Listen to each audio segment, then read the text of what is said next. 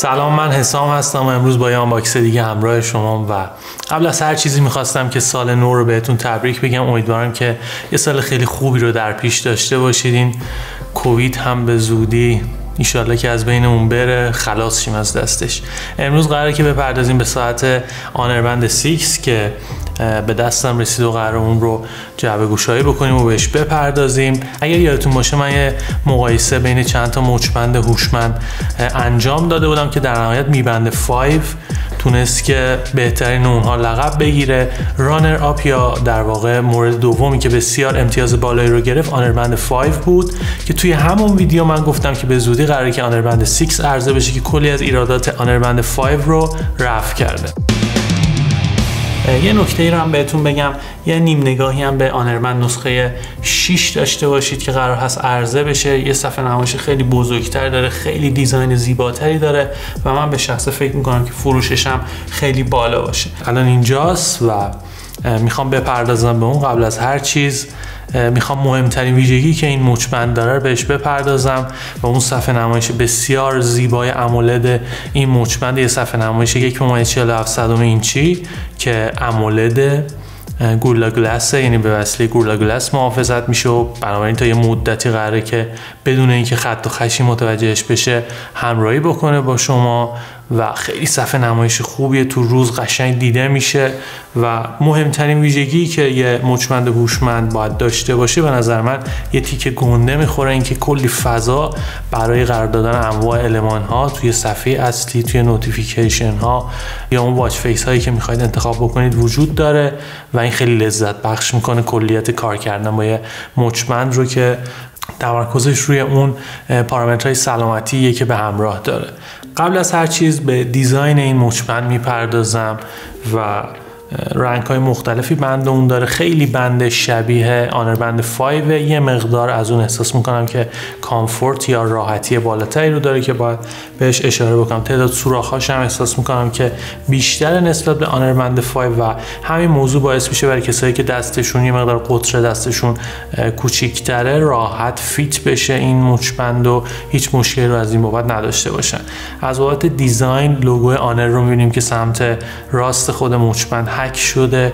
به نظر من خیلی زیبا نیست، میتونست یه مقدار از این کوچیک‌تر باشه. سمت راست یه دکمه رو داریم که اکثر فانکشن های مچبند وصل این دکمه انجام میشه. یه خط قرمز ریزی هم روش وجود داره و از بابت بزل یا حاشیه هایی که توی صفحه نمایش وجود داره خیلی توی ذوق نمیزنه. پشتم که خب یه سری سنسورها رو داریم و خود ساعتم خیلی سبکه، 18 گرمه. وقتی که میندازی توی دستتون انگار که هیچی روی دستتون نیست. خیلی خوبه از این بابت. یه تفاوت یا ویژگی خیلی مهمی که نسبت به ورژن قبلی آنربند 5 پیدا کرده اینه که دیگه برای شارژ کردن اون نیازی به داک ندارید و به صورت مگنتی متصل میشه شارژرش و به راحتی میتونید اون رو شارژ بکنید. هول و هوش 2 هفته اگر معمولی بخواید ازش استفاده بکنید دووم میاره، اما اگر خیلی بخواید سنگین کار بکشید ازش 10 روز اون در واقع مدت زمانی که میتونید از آنربند 6 استفاده بکنید. خب میرسم به اون در واقع سخت افزاری که این مچبند داره. خیلی روون توی منوها میتونید بچرخید، دقیقاً شبیه اون تجربه کاربری که توی آنربند 5 یا میبند 5 دارید رو اینجا هم میتونید داشته باشید با این صفحه نمایش بزرگتر و احساس میکنم که رنگ ها هم یه مقدار ویویدتره، یه مقدار اغنای بالاتری داره، سچوریشن بالاتری داره. به وسیله اپلیکیشن هواوی هلس باید متصل بشید به این مچبند که بتونید واچ فیس های مختلف رو دانلود بکنید و یه مقدار سخت این هواوی آیدی رو درست کردن برای کسایی که گوشی هواوی ندارن، ولی خب یه ذره انرژی بذارید اوکی میشه. بعد کلی واچ فیس براتون آنلاک میشه، میتونید اونها رو دانلود بکنید و روی مچبندتون داشته باشید. خیلی رابطه کاربری راحتی داره، به راحتی میتونید با اون کار بکنید. خیلی چیز ویژه‌ای نداره، یه سری امکانات خاص داره، مثل اینکه میتونید موزیک رو پلی بکنید یا صداش رو کم و زیاد بکنید. موزیکی توی گوشیتون هست، خودش دیگه اسپیکر یا میکروفون نداره، باید در نظر بگیرید. یا ودر رو بهتون میگه که در چه وضعیت. اکثر اون چیزایی که مچبند داره به صورت تیپیکال آنربند 6 هم داره SpO2 رو داره، میتونه سنجش اکسیژن خون رو داشته باشه. الان هم که با توجه به مقاله هایی که اخیرا منتشر شده، حالا بعد از اینکه اپل واچ سری 6 اون سنسور اندازه‌گیری اکسیژن خون رو توی ساعتش معرفی کرد، خیلی توجهات جلب شد به اینکه چقدر میتونه کمک بکنه به تشخیص دادن بیماری در واقع کرونا. یه مقدار هایپ شده، ولی خب حالا دارن میگن که اگر سطح اکسیژن خونتون از 90 پایین تر بشه، اون موقع احتمال اینکه چنین بیماری رو داشته باشید بالاتره. خیلی دارن توجه میکنن به این موضوع. خب این مچبند هم سطح اکسیژن خون رو میتونه اندازه‌گیری بکنه و تا حدودی، حالا اصلا اگه اون کرونا و ماجرا رو بذاریم کنار، میتونه بهتون کمک بکنه که اگر سطح اکسیژن خونتون پایین بود، خب به فکر بیفتید که یه کاری رو برای سلامتیتون انجام بدید. توی تستایی هم که من داشتم خیلی عدد دقیقی رو بهتون میده، مخصوصا در مقایسه با سری قبلی یعنی آرمبند 5 که اصلا خیلی سخت بود اندازه‌گیری میزان اکسیژن خون که باید اون بندش رو کلی سفت میکردید که بتونه تشخیص بده، ولی توی این مچبند به راحتی این اتفاق میفته.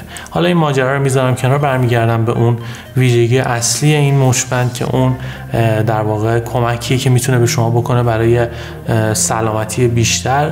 برنامه‌های ورکاوتی که این مچبند داره 10 تاست، مثل دویدن، مثل شنا کردن، مثل تردمیل، مثل راه رفتن ایندور و آوتدور، که خب خودش که جی پی اس نداره، وقتی متصل میشه به گوشیتون میتونه از جی پی اس گوشیتون استفاده بکنه و یه روت یا مسیر رو بهتون میده در پایان ماجرا، کالری که مصرف کردید، قدم هایی که برداشتید و به صورت دقیق این کار رو انجام میده. من مقایسهش کردم با گلکسی واچ اکتیو 2، خیلی شبیه همن عدداشون و فکر میکنم که خیلی با دقت بالایی این کار رو انجام میده. ضربان قلبتون رو میتونه به صورت 24 ساعته اندازه‌گیری بکنه، میتونه میزان استرستون رو اندازه‌گیری بکنه. من تستش کردم، ضربان قلب رو میاد آنالیز میکنه با یه سری سوالاتی که ازتون میپرسه و اینا رو کنار هم قرار میده و تشخیص میده که استرس شما در چه حدیه. باید دقت بکنید که این مچبند به صورت اتوماتیک تشخیص میده اگر در حال انجام دادن فعالیت ورزشی هستید و این خیلی کمک میکنه.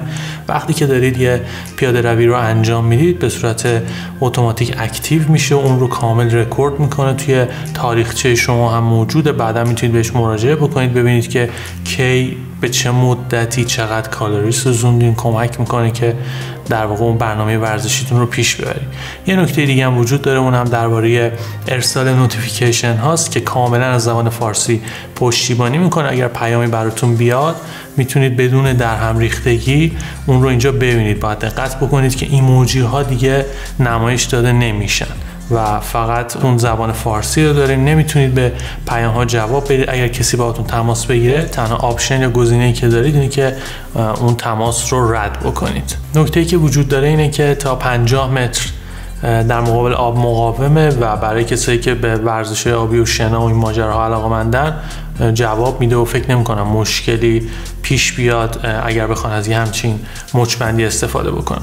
در کل به نظر میرسه که خیلی گزینه خوبیه با توجه به قیمتش که 1,500,000 تومانه. خیلی اون رو در نقطه رقابتی قرار میده با گزینه‌های دیگه‌ای که وجود داره، مثل مچبندایی از برند هواوی و سامسونگ که خب قیمتاشون خیلی بالاتره، هولوش 2.5 میلیون 3 میلیون قیمت اوناست. درسته یه مقدار صفحه نمایششون بزرگتر از اینه، ولی امکاناتشون رو اگر بخوایم با هم مقایسه بکنیم خیلی شبیه همه و همونطور که بهتون گفتم فکر میکنم که ارزش خرید بسیار بالایی داره و مهمترین ویژگی اون پایش دقیق سلامتی فرد و نکته دوم اون صفحه نمایش بسیار فوق‌العاده‌ای که داره. این دوتا باعث میشن که خیلی ارزش خرید بالایی داشته باشه. دیزاینش هم که خیلی دیزاین خوبیه و به نظرم نسبت به نسل قبلی که خیلی پرفروش بود، خیلی استقبال بالایی ازش شد، خیلی بالغتر شده و فکر میکنم همه اونایی که آنربند 5 داشتن رو ترغیب بکنه که ارتقا بدن و ورژن 6 رو خریداری بکنن. خیلی ممنونم که این ویدیو رو تا انتها تماشا کردید. اگر این ویدیو رو از طریق پلتفرم یوتیوب تماشا میکنید حتما این کانال رو سابسکرایب بکنید، اون زنگوله کنارش رو هم بزنید، این ویدیو رو لایک بکنید اگر اون رو دوست داشتید. توی کامنت ها نظر بدید که شما از چه مچبندی استفاده میکنید، اصلا به این تکنولوژی های علاقه‌مند هستید یا نه. خیلی ممنونم که کامنت میذارید، نظر میدید و امیدوارم که این اتفاقی روند ادامه دار باشه. مرسی.